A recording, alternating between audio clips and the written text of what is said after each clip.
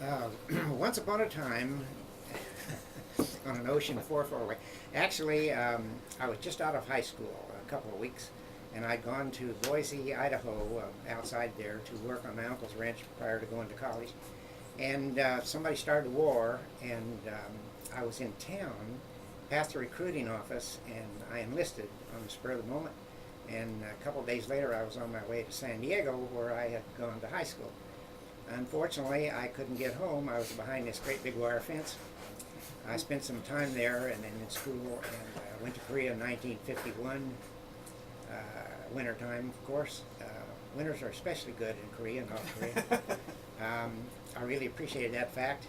And the ship I was on had 3 opportunity assignments, and they all included a winter. So I managed to spend 27 months, 30 months, something like that, as I recall, in and around, working in and around Korea. My service was necessary and proper, but it was nowhere near the sacrifice that the boys on the beach made, Marines and soldiers. I'm being polite here. I should say jarheads and rowdies.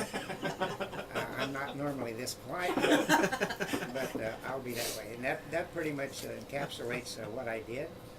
I gave them 4 years, and then I got out and went to school and got on with my life.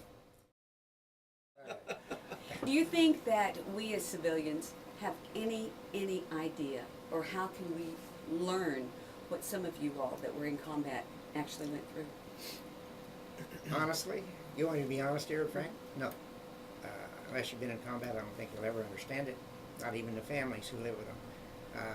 I'll just give you one small example, if I got a minute here. We have our commander, Joe Bryant, who was a shaved-tail lieutenant in Korea. Now, he volunteered for the Army, and after graduated from college, and he was a journalist major. He chose the infantry, and they said, "Joe, you're nuts. You don't have to do that. It's a good way to get yourself killed." He did it because nobody else would, he said. When he got to Korea, they gave him a job in the battalion, pardon me, which is 5-6 miles back, relatively safe, and he kept bitching until they gave him a platoon, a rifle platoon, where he nearly got himself killed. He was jerked back because of a crisis here in the front to deal with the battalion, to deal with the journalists who were involved. And the very next day, most of his platoon got wiped out. He still lives with that today. He does. There's nobody that can understand that. It never leaves him. He thinks I could have saved him, or I should have been there with him, or whatever. They all do. I don't care who they are, when they served, whatever. People in combat always carry that with them. It's an amazing burden to bear, and I don't think anybody can understand that. I do not. I greatly appreciate people who serve honorably. It is something very special, and I think they bleed red, white, and blue, and I can't say too much about service, sacrifice, duty, honor, and country. I was honored to serve. I don't deserve, actually, this award.